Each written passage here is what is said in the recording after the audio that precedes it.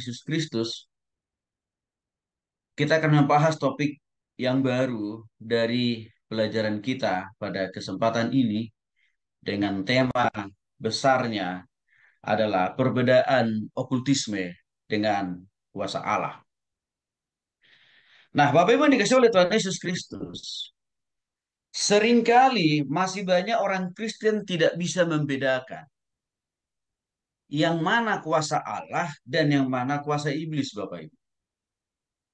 Sehingga akibatnya masih banyak orang Kristen menganggap bahwa perdukunan itu atau okultisme itu masih juga menjadi bagian daripada pekerjaan tangan Tuhan. Masih ada anggapan itu. Cilakanya, ada sebagian oknum hamba Tuhan, majelis, sintua, diaken yang juga mengamini hal yang sama. Sehingga jemaat menganggap benarlah itu. Bahwa terlibat di dalam dunia okultisme atau perdukunan juga adalah Alkitabiah.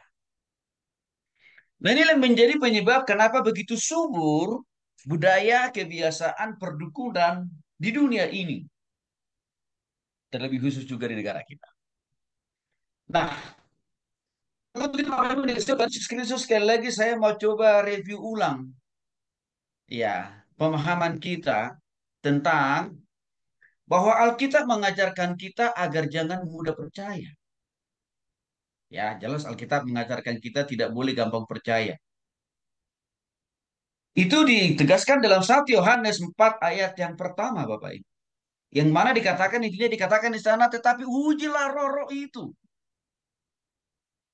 Ayat ini muncul karena pada zaman itu, Bapak Ibu, ada dua roh.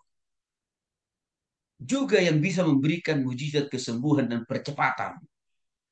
Sukses dan kaya raya. Udah muncul pada waktu di zaman Alkitab.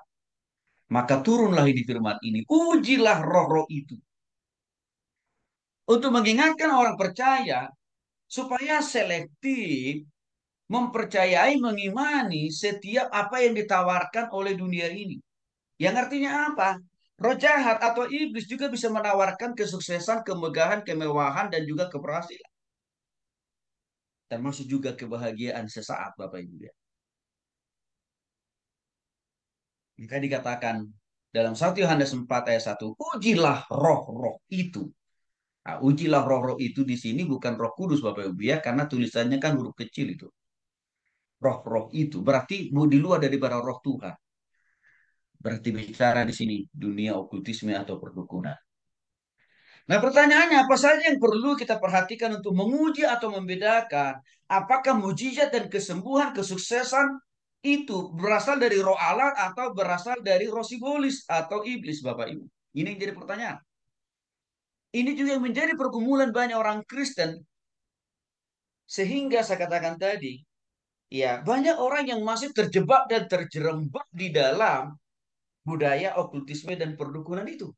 Karena selama ini minim dijelaskan, dipaparkan, diuraikan oleh hamba-hamba Tuhan. Mana bedanya? Iya, roh yang dari Allah yang bekerja dan mana bedanya kalau roh sibolis yang bekerja. Ini masalah. Karena juga jarang, minim, bahkan mungkin tidak pernah bahkan diajarkan di gereja. Memang Bapak Ibu dikasih oleh Tuhan Yesus Kristus. Baik roh Allah atau roh jahat juga dapat melakukan, menawarkan perbuatan-perbuatan ajaib. Kesembuhan cepat, kaya cepat, sukses cepat, naik jabatan cepat. Jadi orang, jadi iya, jadi pejabat cepat juga gitu. Dua-duanya bisa menyajikan, bisa menawarkan itu.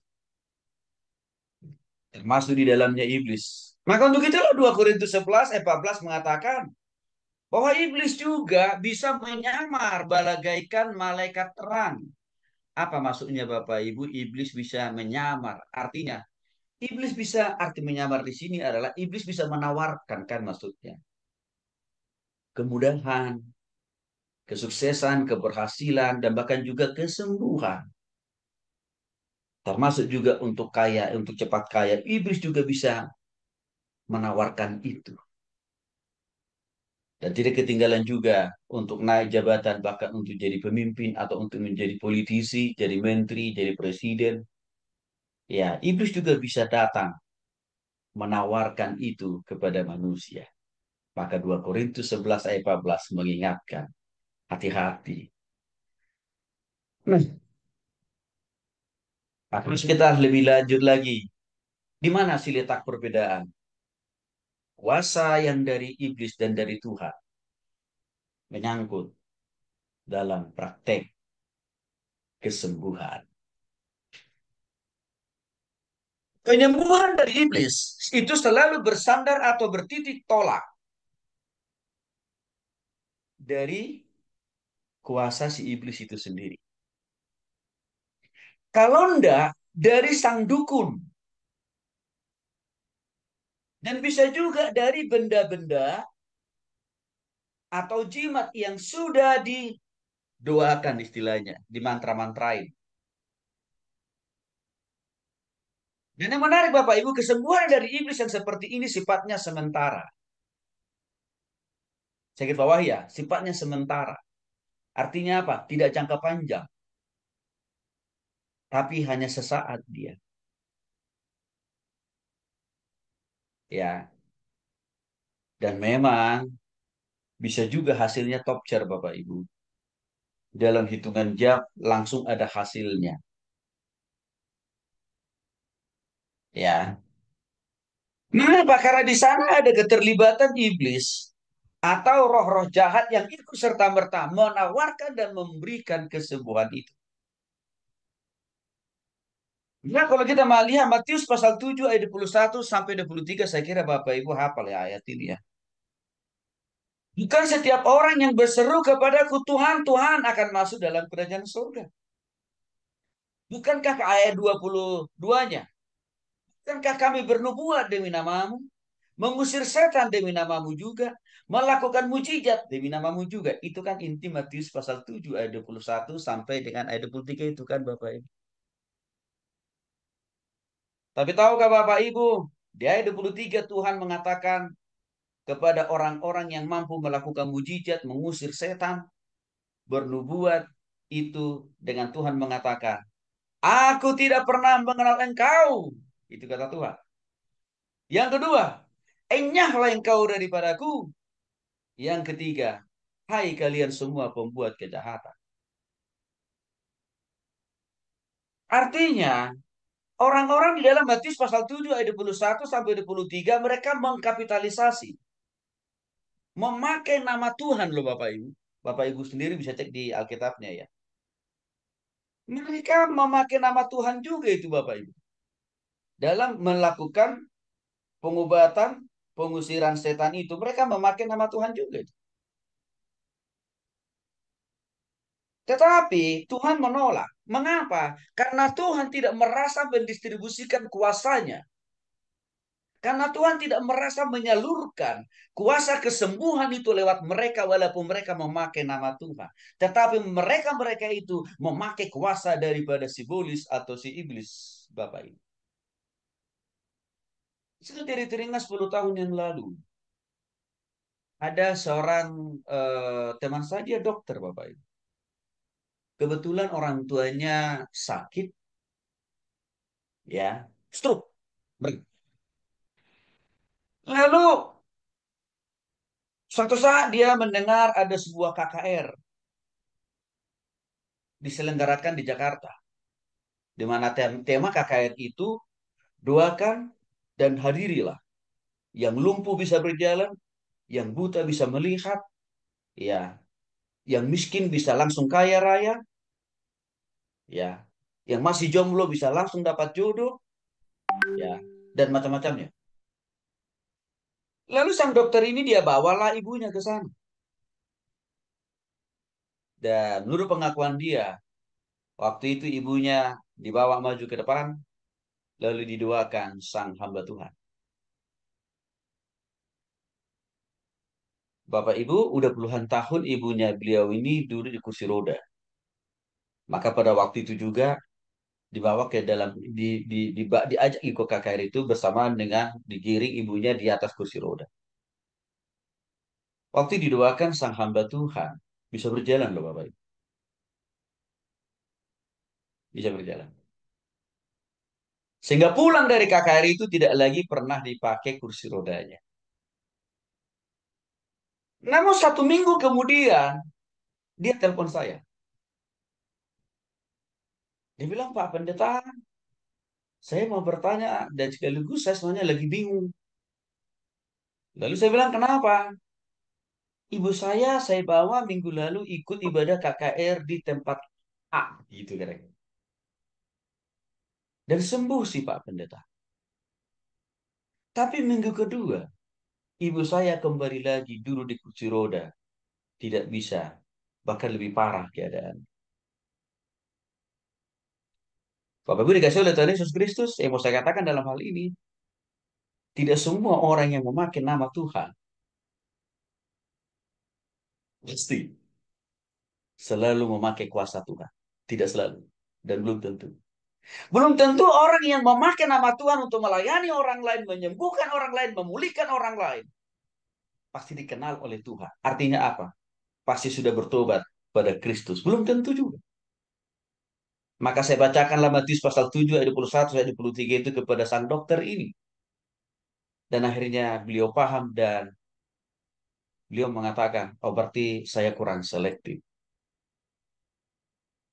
Itu baru satu contoh. Nah lalu bagaimana kalau penyembuhan itu dari Tuhan?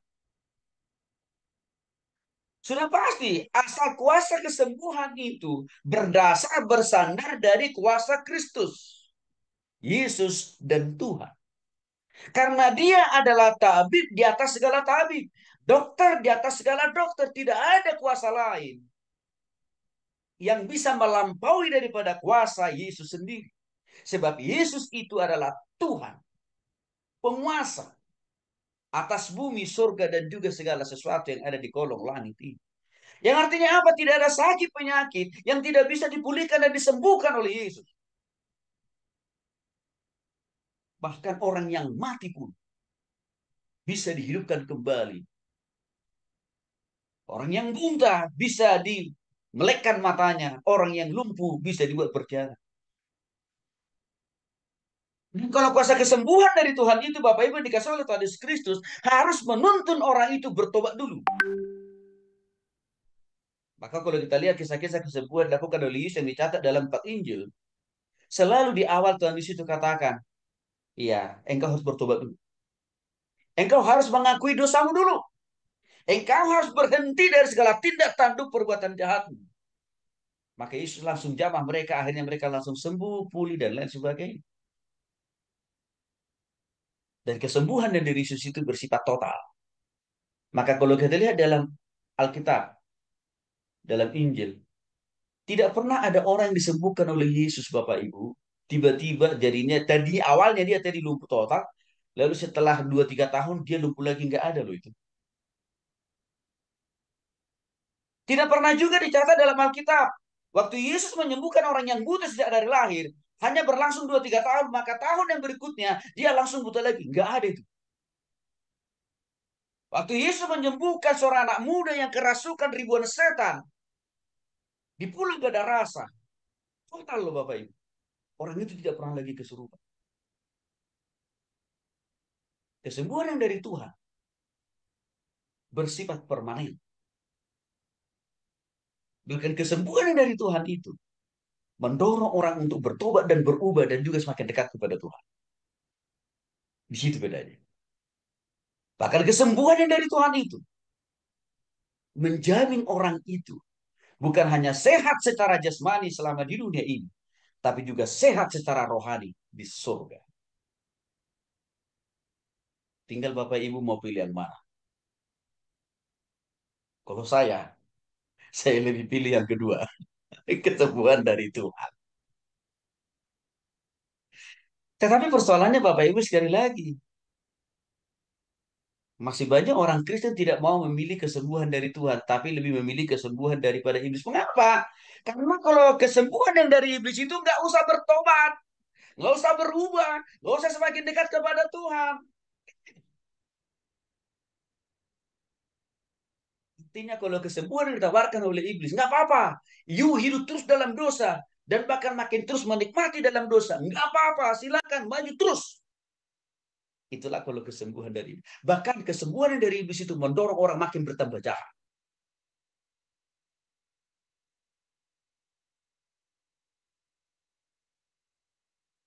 Ini perbedaan yang pertama. Perbedaan yang kedua, kuasa iblis dan Tuhan dalam berbahasa roh atau berbahasa lain atau mantra. Apa maksudnya? Bahasa dari iblis hanya bisa dimengerti oleh dirinya sendiri. Ya, hanya bisa dimengerti oleh dirinya sendiri. Proses yang dilakukan oleh iblis biasanya untuk mengajarkan bahasanya dia sendiri itu kepada orang lain dengan melakukan apa? Meditasi. Pengosongan diri total atau bersemedi. Dan ukurannya orang itu harus sampai kesurupan total. Kesurupan total di sini berarti artinya apa? Orang itu sampai kehilangan akal pikiran dan perasaannya. Itu artinya kesurupan total. Lalu setelah itu iblis akan memakai dia, mengungkapkan, memperkatakan setiap apa yang iblis suruhkan untuk dia katakan. Tujuannya supaya iblis dapat apa? Memberikan analisis atau petunjuk tentang masalah apa yang sedang dialami oleh orang yang datang kepadanya untuk berobat. Dan seringkali bahasa yang keluar merupakan bahasa manusia atau roh, ya, yang dapat dimengerti setiap pendengar yang datang berobat kepada sang dukun itu. Contoh misalkan, bahasa lain atau mantra lain yang sering dipakai oleh iblis, yang ini dipakai oleh orang yang juga mempercayainya, yaitu bahasa atau mantra untuk memberikan kekuatan dan kekebalan fisik. Memakai bahasa sahu pala. Dan masih banyak lagi contoh-contoh mantra atau bahasa-bahasa lain. Ada juga bahasa atau mantra untuk mendapatkan jodoh. Ada lagi tuh. Untuk mendapatkan kesuksesan, kekayaan. Ya. Bahkan juga untuk menggoda istri atau suami orang. Ada juga mantranya, Bapak. Nah, tapi yang paling umum sering kita dengar adalah orang yang kesurupan. Ya, orang yang kesurupan kan biasanya yang sering umum kita dengar. Dia sedang dipakai oleh iblis menyampaikan, menyuarakan apa yang ada di hati daripada iblis itu sendiri. Ini bahasa atau mantra yang sering dipakai oleh iblis. Tapi bagaimana dengan bahasa dari Allah? Ketika kita berdoa, Tuhan ingin menyatakan dan mengaruniakan sesuatu kepada kita melalui bahasa lidah atau bahasa roh. Kenapa? Untuk apa Tuhan memberikan bahasa lidah atau bahasa roh itu? Supaya iman kita dibangun untuk lebih dekat dan melekat dan bergantung total kepada Tuhan. Tahukah Bapak Ibu? Bahasa antara roh manusia dan roh Allah hanya bisa dimengerti dengan ada syarat dan ketentuannya. Di mana orang itu harus dikaruniai untuk menafsirkan atau mengartikan bahasa roh itu sendiri. Maka kalau kita perhatikan Bapak Ibu dikasih oleh Tuhan Yesus Kristus di dalam 1 Korintus 12 ayat 7 sampai 11 di sana dijelaskan ada rupa-rupa karunia. Ya. Dan semua karunia-karunia itu saya terjemahkan dulu arti karunia. Karunia itu adalah anugerah. Dalam bahasa Ibraninya, Yunaninya adalah karisma. Karisma bahasa Ibrani, ini Yunani daripada karunia. Ya, dalam bahasa Indonesia anugerah. Artinya waktu kita sungguh-sungguh bertobat terima secara pribadi, kita juga diperlengkapi oleh Tuhan, diberikan oleh Tuhan karunia-karunia atau karisma atau anugerah untuk memperlengkapi kita semakin efektif dalam melayani Tuhan. Namun perlu Bapak Ibu ketahui bahwa karunia-karunia yang diberikan Tuhan kepada kita berbeda-beda satu dengan yang lain. Berbeda-beda. Ada yang dikaruniai iman. Ada yang mempunyai karunia mengajar, berkhotbah, ya.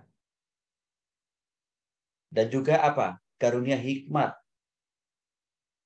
karunia pengetahuan, karunia bahasa roh.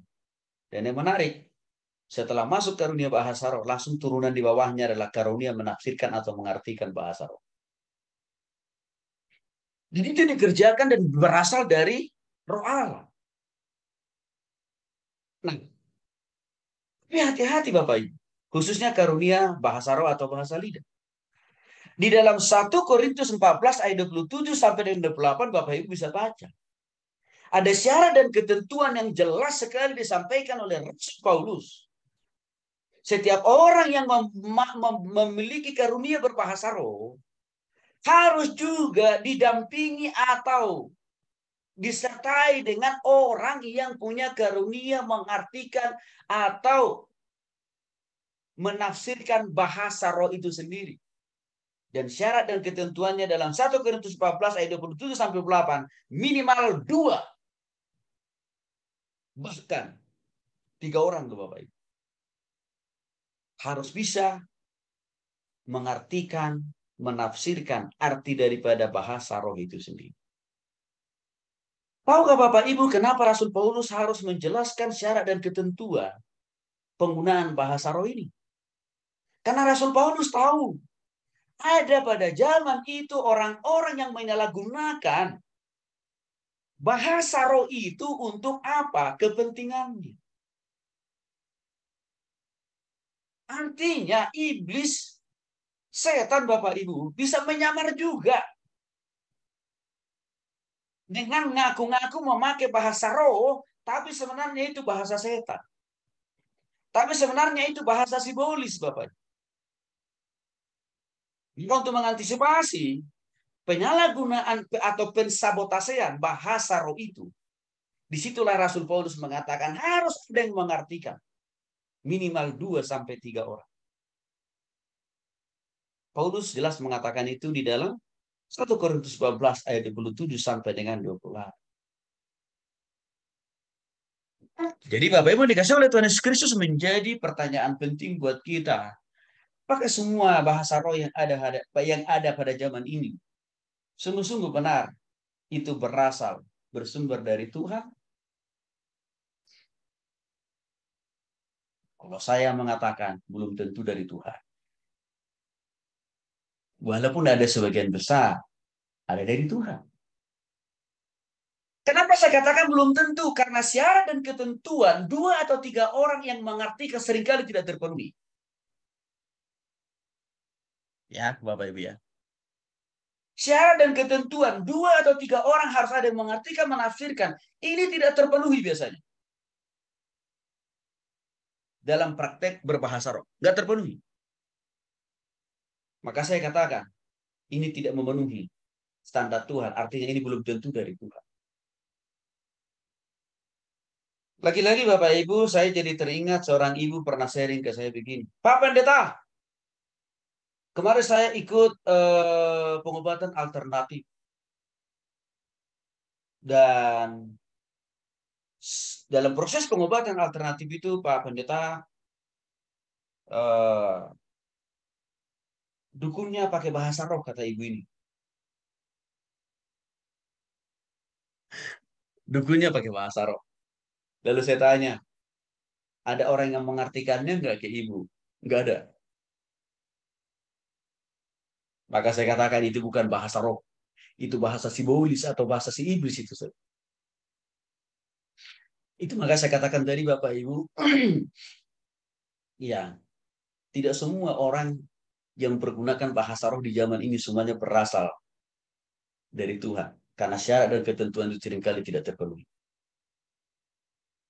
Tapi kalau dalam penggunaan bahasa roh itu, ada orang yang mengartikan sesuai dengan kata Alkitab, minimal 2-3, apalagi di dalam jemaat loh. Harus ada 2-3 orang. Dan 2-3 orang ini tidak boleh sebelumnya janjian dengan orang yang akan berbahasa roh. Nanti gue pakai bahasa yang ini, lu nanti terjemahin ya. Nggak ada. Karena proses terjadinya penggunaan bahasa roh itu dalam sekejap. Sesuai dengan waktu dan caranya Tuhan. Artinya apa? Nggak bisa kita rekayasa, nggak bisa kita janjian dulu dengan 2-3 orang yang akan mengartikan. Nggak bisa. Tapi detik saat itu misalkan di jemaat ada satu orang berbahasa roh, maka detik itu juga pasti Tuhan siapkan 2 minimal atau 3 ada yang mengartikan. Nah ini kan seringkali tidak terpenuhi Bapak. Sekali lagi Bapak Ibu dikasih oleh Tuhan Yesus Kristus, hati-hati dengan penyalahgunaan bahasa roh. Karena saya lihat penyalahgunaan bahasa roh hari-hari ini yang berlebihan juga menjadi salah satu indikasi gereja sudah mengarah kepada ajaran sesat. Nanti kita akan bahas lebih